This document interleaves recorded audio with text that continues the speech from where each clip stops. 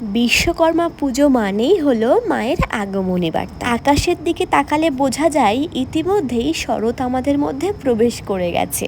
আজকে ছিল বিশ্বকর্মা পুজো। বাড়ি থাকলে এই দিনটা অনেক হই হুল্লোড় করে কাটতো, কিন্তু এখানে বিশ্বকর্মা ঠাকুর কে কেউই জানে না। কোথাও কোনো পুজো হচ্ছে বলে সেটাও আমার চোখে পড়লো না। তাই রুমে এসে স্নান করে ঠাকুর পুজো দিয়ে বাইকটাকে নিয়ে বেরিয়ে পড়লাম পুজো দিতে। আমি ফেরার আগেই ও সুন্দর করে বাইকটাকে ধুয়ে মুছে রেডি করে রেখেছিল। আর কিছু জিনিসের যত্ন নিক বা না নিক, এই বাইকটা হলো ওর প্রাণ। এটাকে কি করে যত্ন নিলে ভালো হয় সেটাই সবসময় ভাবতে থাকে।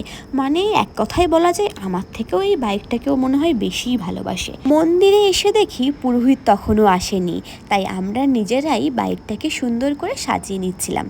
এই মন্দিরটা আমার রুমের একেবারে সামনে। এটা ছিল হনুমান মন্দির। এখানে হনুমান আর গণেশ ছাড়া অন্য কোনো মন্দির দেখতেই পাওয়া যায় না। একসঙ্গে 3টে বাইকের পুজো আজকে হচ্ছিল।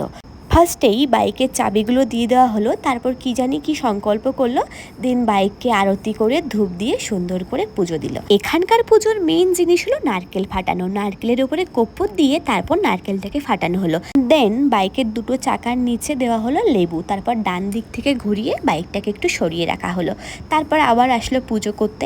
ওরা পুজো করছিল আর আমি এখানে বোরিং হয়ে বসে বসে ফোন ঘাঁটছিলাম। দেখতে দেখতে পুজো শেষ হয়ে গেল। তারপর প্রণাম সেরে দক্ষিণা সেরে আমরা একটুখানি বাইকটা নিয়ে বেরিয়ে পড়লাম লং ড্রাইভে। তোমরা কে কে বিশ্বকর্মা পুজো কেমন করে কাটালে আমাকে কিন্তু কমেন্ট করে জানিয়েছিও।